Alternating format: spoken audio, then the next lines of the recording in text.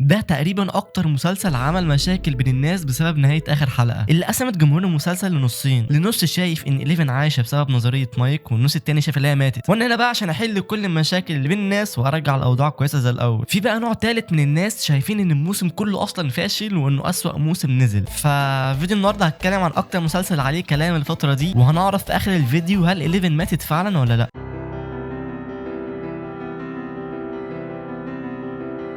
بصوا، على قد ما كان فيه حاجات غريبه ولقطات ملهاش لازمه، بس يعني فكر فيها. المسلسل ده اللي مش عاجبك ما تنساش اللي هو اللي صنع طفولتك وانت صغير. ده المسلسل اللي انت كنت بتتفرج عليه مع شخصك المفضل اللي دلوقتي ما بقاش موجود. كفايه بس الموسيقى بتاعت المسلسل اللي انا من وجهه نظري شايفها ان دي اعظم واحلى موسيقى في تاريخ المسلسلات كلها. موسيقى كده تسمعها تحس ان انت عاوز تعمل شله زي دي وتروح تنقذوا العالم. المسلسل ده يا جماعه نازل من 2016، يعني حرفيا بقاله 10 سنين. انتوا متخيلين؟ يعني لما المسلسل ده نزل انا حرفيا كنت قد العيال دي. دلوقتي انا بقى عندي 60 سنه ولا حاجه. انا فاهم ان ده مسلسل خيال علمي والمفروض ما ندخلش المنطق في الموضوع، انا فاهم بس يعني في حاجات بصراحه وسعت منهم حبتين. من الموسم الاول لحد الموسم الخامس المكان ده كان مركز لكل المشاكل اللي بتحصل. في الموسم الاول بيظهر وحش الديموجورجن، وده في الاساس وحش بيبقى عنده هدف واحد بس، اللي هو يروح وياكلك. الموسم الثاني عندك برضه ديموجورجن بس بياكل ناس اكتر.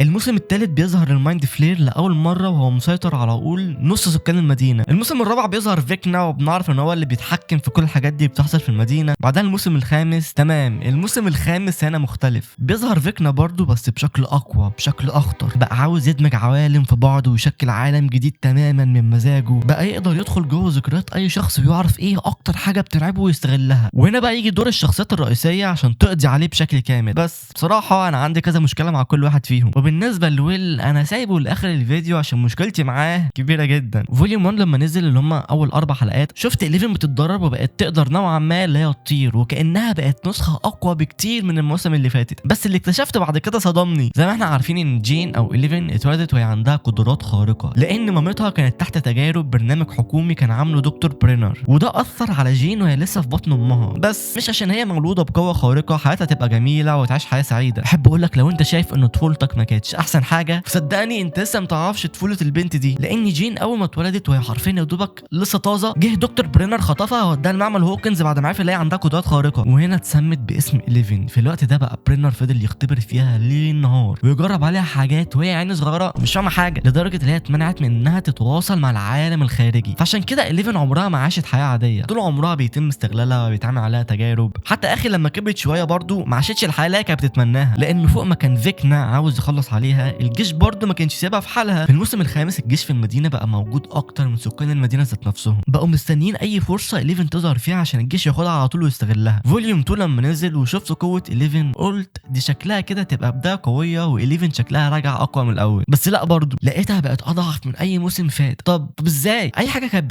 بتعملها بصعوبه جدا، وبعد ما بتعملها كانت بتتعب تعب شديد، رغم ان هي كانت بتعمله كانت حاجات يعتبر لا تذكر مقارنه بالحاجات اللي كانت بتعملها في المواسم اللي فاتت. فبقيت اقول في سري يا ازاي يقدروا يهزموا فيكنا الوحش المرعب المخيف وهي 11 اصلا مش قادره حتى تعدل العربيه. بس وقتها افتكرت حاجه مهمه جدا. افتكرت في الحلقه الاولى لما داستن قال اللي هو هيجيب قلب فيكنا ويحطه على طبق. انت بتقول ايه؟ انت متاكد انت هتعمل كده؟ طب والعلقه اللي انت لسه واخدها من العيال اللي في المدرسه؟ وده خلى هوبر دايما يخاف على 11. وبصراحه وقتها انا كنت متعصب جدا، اللي هو اديها فرصتها وخليها تعمل اللي هي عايزاه عشان ما تعرفش يعني ممكن ترجع زي الاول، الله اعلم. 11 تطلب منه اللي هي تتدرب الوقت اطول وهوبر يرفض. طب تطلب منه اللي هي تنط من فوق الجدار الطويل ده، برضه هوبر يرفض. فبدات احس ان دورها في الموسم ده بقى مهمش زياده عن اللزوم. بس وقتها انتوا عارفين انا قلت ايه؟ قلت عادي اكيد مايك هيفضل معاها ومش هيسيبها. بس لا، علاقه الحب الجميله اللي كانت بين مايك و11 في المواسم الاخيره شبه اختفت. بس قلت عادي خلاص، ده الموسم الاخير اكيد محدش هيبقى فاضي يكلم التاني ويحب فيه. بس لو بصيتوا الناحيه التانيه هنلاقي ان جوناثان ونانسي وستيف في عالم تاني حرفيا. جوناثان وستيف كانوا بيسابقوا بعض على مين هيطلع برج اسرع من التاني عشان يثبت نفسه قدام نانسي اللي هو اسرع.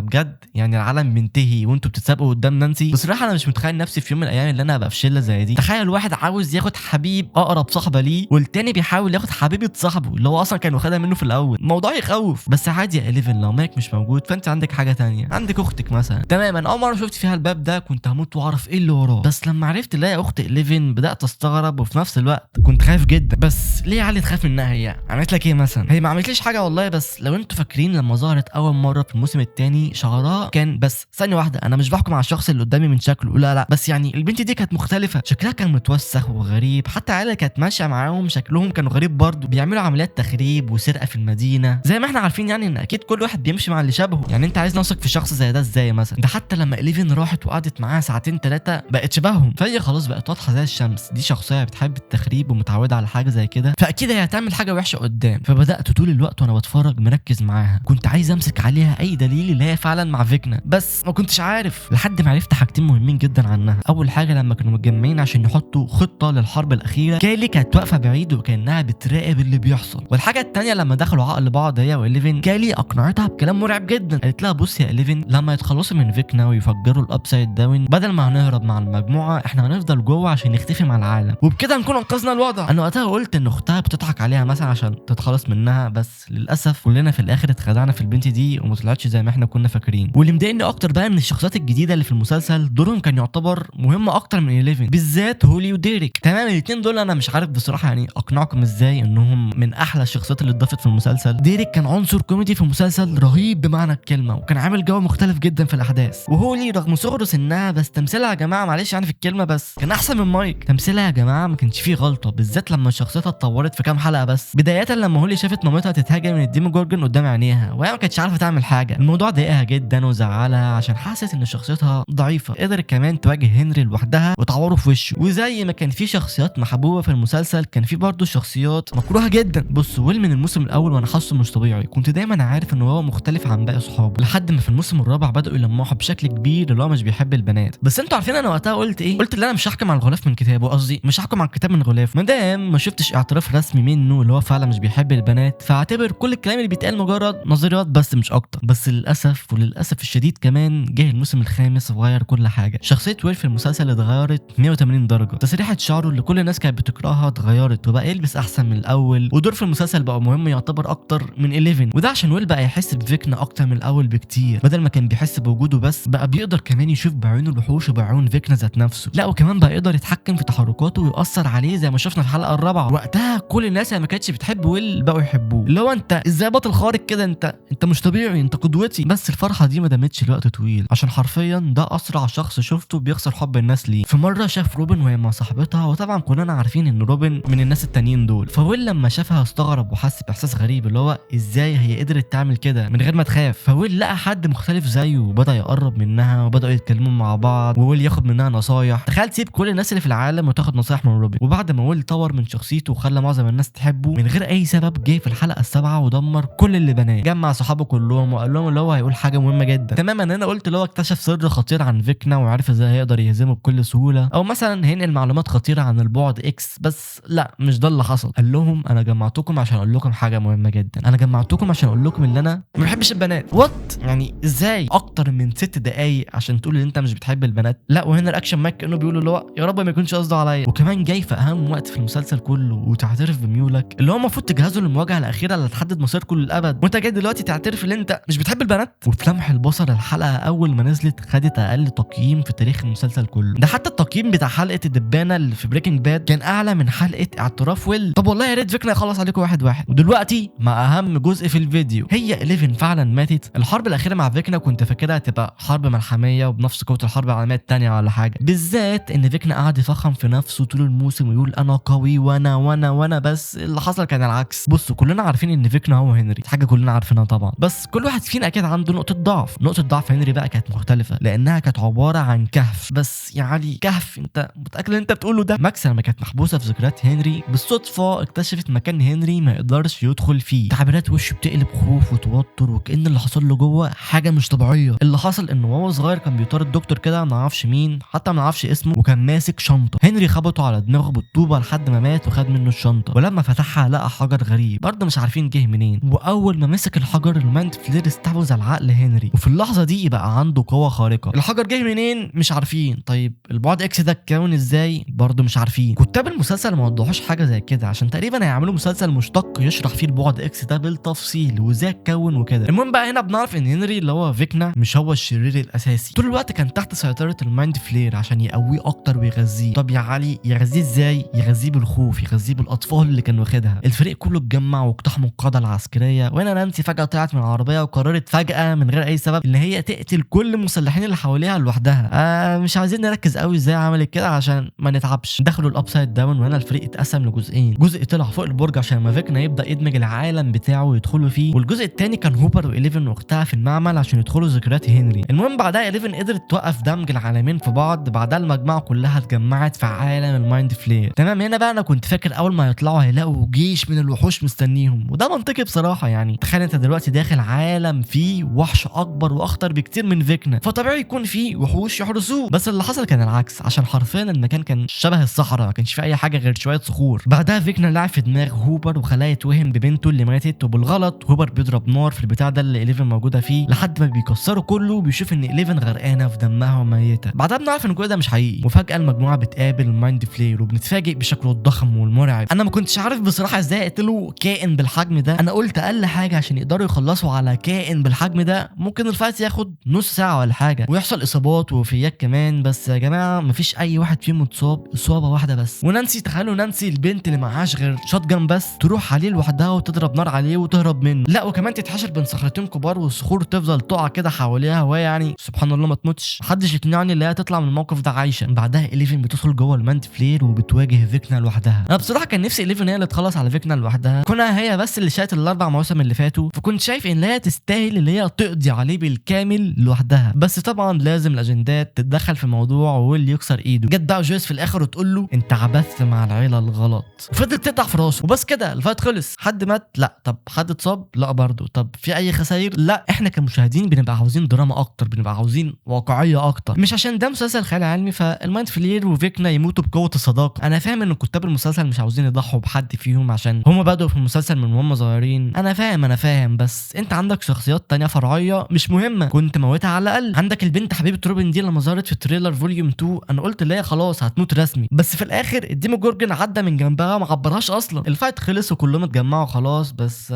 ثانيه واحده، لما الفايت خلص ببص على وقت الحلقه عشان اشوف لسه فاضل وقت قد ايه، لقيت لسه فاضل ساعه كامله. ساعه. انا قلت ان هيظهر دلوقتي بلوت تويست هيقلب الدنيا كلها وفيكنا يرجع يظهر تاني، بس لا، كلهم طلعوا من الابسايد داون بس بيلاقي الجيش مستنيهم بره. يعني انتوا دلوقتي حطيتوا خطه تهزموا بيها اخطر وحش في المسلسل كله، ومش عارفين تتوقعوا ان الجيش هيبقى مستنيكوا عند البوابه بره. المهم بعدها 11 بتهرب وبتفضل جوه عالم الابسايد داون عشان تموت والدايره دي تتقفل للابد. مايك بيدخل جوه عقلها وودعوا بعض الوداع الاخير. بعدها كلنا بنشوف هنا 11 وهي بتموت وتتنفي مع الابسايد داون. موضوع موتها هنعرفه قدام. بعدين خلاص كلهم رجعوا لحياتهم الطبيعيه واتخرجوا من المدرسه اللي كانوا فيها، وانا بصراحه ما اعرفش ماكس اتخرجت ازاي وهي اصلا كان بقى لها سنتين في غيبوبه. بعدها ستيف وباقي العيال اللي قد في السن بيتجمعوا في المبنى وبداوا يتكلموا عن الحياه وقد ايه هم كبروا وكل واحد بدا يتكلم عن حياته. بيتفقوا في الاخر ان هم هيتجمعوا مره في الشهر، بس طبعا كلنا عارفين ان ده مش هيحصل. واخر مشهد في الحلقه كلها لما كانوا كلهم بيلعبوا لاخر مره، وانا مايك اتخيل القصه وقال لهم ان كالي ساعدت 11 في انها تهرب لمكان بعيد ما فيهوش بس غير 3 شلالات ومدينه صغيره، وان كالي وهمت الجيش بان 11 نفت نفسها في عالم الابسايد داون. مايك وقتها صدق القصه الخياليه دي اللي هو قالها، برضه اصحابه نفس الكلام، كلهم كانوا مصدقين ان 11 عايشه، والمسلسل في الاخر خلص بنهايه مفتوحه. بصوا خلينا واقعيين، دلوقتي مستحيل المسلسل ينتهي من غير ما يحصل فيه اي تضحيات، دي حاجه مستحيله. انا لو سالتك دلوقتي وقلت لك مين مات في الموسم الخامس مش هتعرف ترد عليا. حتى ابو مايك اللي ودع من اول كام حلقه رجع وظهر تاني فجاه في حفله التخرج، سبحان الله. والحاجه الوحيده المنطقيه فعلا عشان كل الكلام ده ينتهي والدايره دي تتقفل للابد والجيش ما يفضلش يلاحق في 11 ان 11 فعلا تموت، بس الكتاب ما كانوش حابين ان هم ينهوا حياه 11 بطريقه بحتيه، فلجأوا لحل تاني واحسن برضه، وهو انهم يسيبوا الجمهور هو اللي يحط النهايه اللي تعجبه. ناس كتير طلعت وقالت هي عايشه، وفضلوا يحطوا النظريات اللي هو ازاي مايك دخل عقلها و11 ما نزلتش دم من مناخيرها، طب ازاي ما اتاثرتش باجهزه التشويش بتاعه الجيش، فبالتالي يبقى 11 اللي ماتت ما كانتش حقيقيه. النص التاني طلع وقال ان 11 فعلا ماتت وكالي كانت مستحيل تفضل عايشه طول الوقت ده، وان الدم اللي نزل من كالي فعلا حقيقي مزيفتش موتها. من وجهه نظري المنطقيه اللي ممكن تزعل ناس كتير، عشان مش معنى ان انا بحب 11 يبقى اخليها عايشه على مزاجي. انا شايف ان 11 ماتت ومستحيل كانت تفضل عايشه، وان النهايه المثاليه فعلا من المسلسل ده ان 11 تموت، بس الكتاب موتوها يعني بطريقه مش رسميه قوي، اللي هم اكنهم موتوها بس برضه لسه عايشه. حتى كل كلام مايك مع هوبر كان عباره عن خيال، ومايك اصلا نفسه ما كانش مستوعب اللي هو بيقوله، حتى هو قال على كلامه اللي هو كلامه طفولي ومش حقيقي واللي هي خطه مش حقيقيه. بس في الاخر سواء 11 عايشه او ميته فالمسلسل انتهى نهايه مرضيه نوعا ما. وبس كده، ما تنساش تقول لي في الكومنتات انت شايف من وجهه نظرك 11 لسه عايشه ولا ميته. اشترك في القناه برضه عشان قربنا نوصل ل 50,000 مشترك. اشوفكم في فيديو جديد، سلام.